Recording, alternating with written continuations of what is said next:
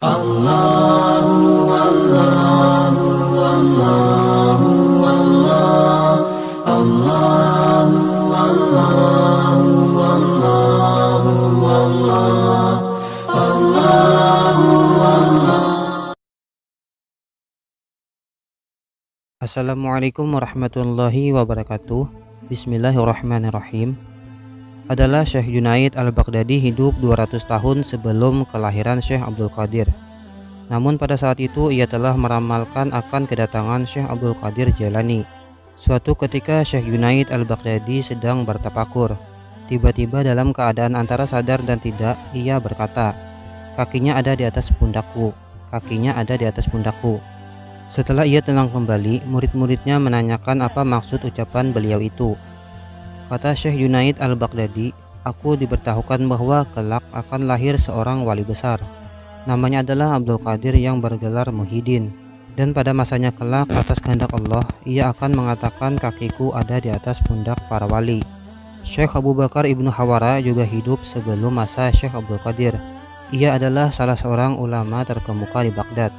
Konon saat ia sedang mengajar di majelisnya, ia berkata, "Ada 8 pilar agama di Irak. Mereka itu adalah Syekh Ma'ruf Al-Karki, Imam Ahmad Ibn Hanbal, Syekh Bisri Al-Hafi, Syekh Mansur Ibn Ammar, Syekh Junaid Al-Baghdadi, Syekh Syiri As-Sakati, Syekh Abdullah At-Tustari, dan Syekh Abdul Qadir Jailani."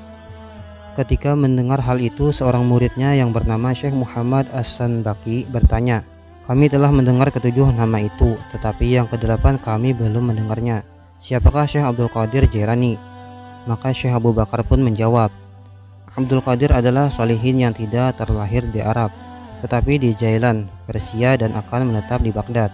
Kutub Al-Irsyad Abdullah Ibnu Alawi Al-Haddad radhiyallahu an dalam kitabnya Risalatul Mu'awanah menjelaskan tentang tawakal, dan beliau memilih Syekh Abdul Qadir Jailani sebagai suri tauladannya. Seorang yang benar-benar tawakal mempunyai 3 tanda. Pertama, ia tidak takut ataupun mengharapkan sesuatu kepada selain Allah. Kedua, hatinya tetap tenang dan bening, baik di saat ia membutuhkan sesuatu ataupun di saat kebutuhannya itu telah terpenuhi. Ketiga, hatinya tak pernah terganggu meskipun dalam situasi yang paling mengerikan sekalipun. Dalam hal ini contohnya adalah Syekh Abdul Qadir Jailani. Suatu ketika beliau sedang berceramah di suatu majelis, tiba-tiba saja jatuh seekor ular berbisa yang sangat besar di atas tubuhnya, sehingga membuat para hadirin menjadi panik. Ular itu membelit Syekh Abdul Qadir, lalu masuk ke lengan bajunya dan keluar lewat lengan baju yang lainnya. Sedangkan beliau tetap tenang dan tak gentar sedikit pun. Bahkan beliau tak menghentikan ceramahnya. Ini membuktikan bahwa Syekh Abdul Qadir Jailani benar-benar seorang yang tawakal dan memiliki karomah.